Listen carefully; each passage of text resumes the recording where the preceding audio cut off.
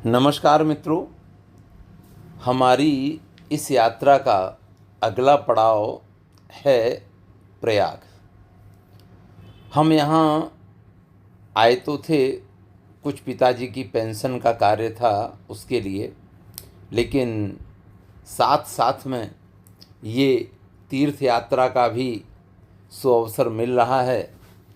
तो जब हम यहाँ पहुँचे तो आज छठ का दिन है और छठ पूजा के कारण बहुत भीड़ होने से हम संगम घाट पे जाने में असमर्थ रहे। इसलिए हम ब्रिज को पार करके झूसी की तरफ, जो गंगा जी का घाट है, उस पे पहुंचने का प्रयत्न किया।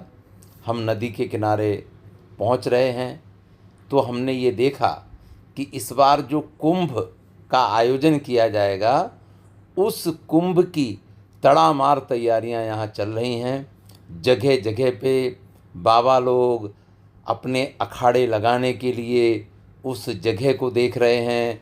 प्रशासन तल्लीन है।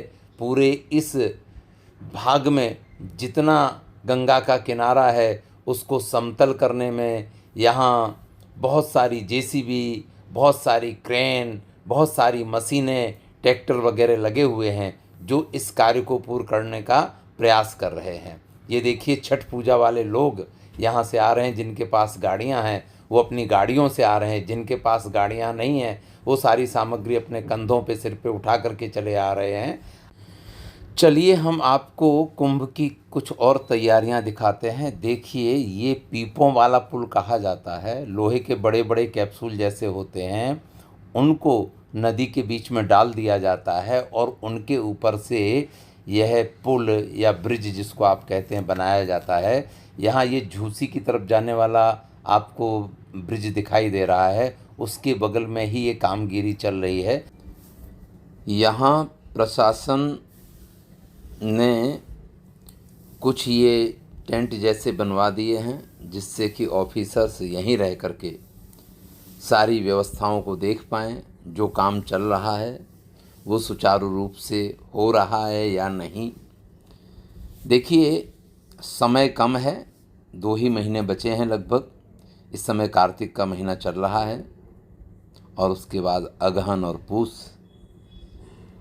इसके बाद तो कुंभ के स्नान और सारे पर्व प्रारंभ हो जाएंगे। इसलिए बहुत सारे ट्रैक्टर, बड़ी बड़ी जेसीबी और क्रेन, जो भी प्रशासन को आवश्यक लगा होगा, वो सारी सामग्री उन्होंने यहाँ एकत्रित की है। सारी मशीनरी यहाँ पे लगी हुई है। ये अखाड़े तैयार करने के लिए बाबा लोग यहाँ पे पहुँच चुके हैं। उनके भी कर्मचारी यहाँ पे काम कर रहे हैं। तो इस प्रकार से गंगा का ये काफ़ी चौड़ा किनारा है। 1 किलोमीटर जितनी चौड़ाई है। लंबाई के लिए तो आपकी नज़र जहाँ तक जाएगी वहाँ तक ये है। अब जबकि श्रद्धालुओं की भक्ति बहुत अधिक बढ़ रही है, ऐसे में व्यवस्थाएं भी अत्यधिक चाक चौबंद करनी पड़ेंगी। ये देखिए, और भी पीपे यहाँ पड़े हुए हैं पुल बनाने के लिए। अब चलिए हम चलते हैं छठ पूजा के माहौल में। आज छठ का दिन है। नदी के किनारे जहाँ तक आपकी नज़र जाएगी, बस छठ माता की पूजा के लिए लोग बाग यहाँ एकत्रित हुए हैं। जिसके पास जिस प्रकार के साधन हैं, जिसके पास जिस प्रकार की समृद्धि है, पूरा चारों तरफ जहाँ तक आप देखेंगे ये छठ पूजा का माहौल है। सभी लोग आनंद में हैं, उत्सव का वातावरण है।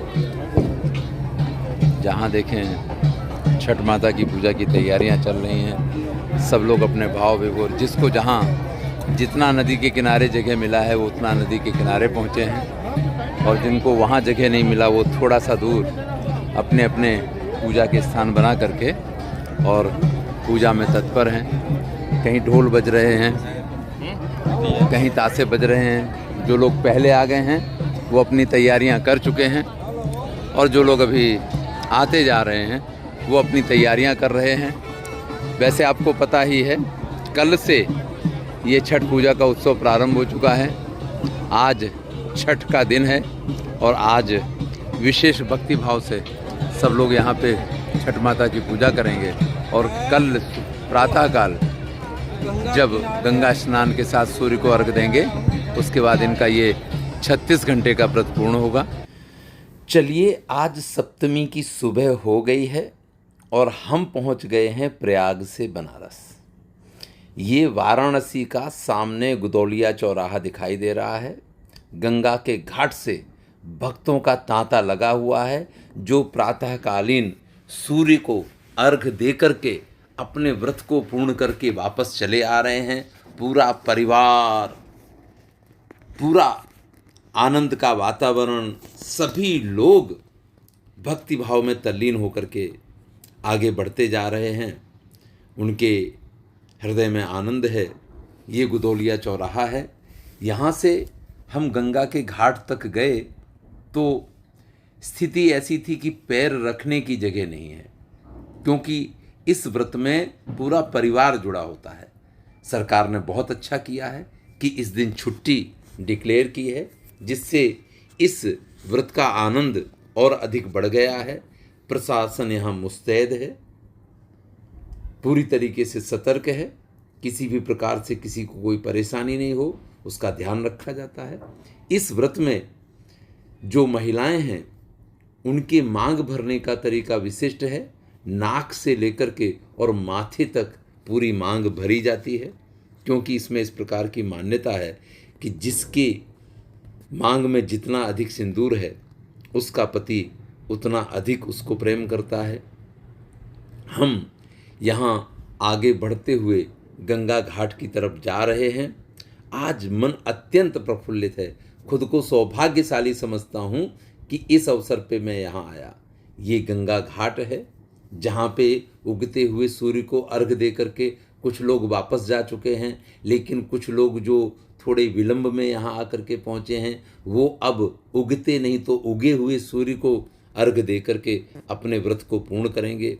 घाट को बहुत अच्छे ढंग से सजाया गया है। प्रसादन मुस्तैद है। यहाँ किसी को किसी प्रकार की समस्या ना हो, पानी में कोई डूब ना जाए, उसके लिए भी सतर्क प्रशासन लगातार इस प्रयास को कर रहा है।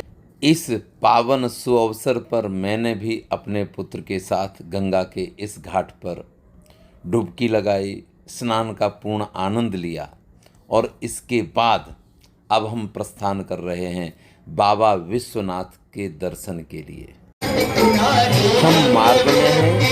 मथुरा, वृंदावन हो, बनारस हो, इन सभी नगरियों की विशेषता रहती है कि प्रातःकाल इस प्रकार की प्रभात फेरी कई बार आपको देखने को मिलेगी, जहाँ पूरी भक्त मंडली अपने पूर्ण आनंद में होती है और उनको देख करके आपका हृदय भी आनंद से भर जाता है। हम काशी विश्वनाथ मंदिर के बाहर पहुँच गए हैं। गेट नंबर 4 पे हैं। भोलेनाथ के दर्शन का समय 9 से 10 का है, इसलिए थोड़ी देर इंतज़ार कर रहे हैं।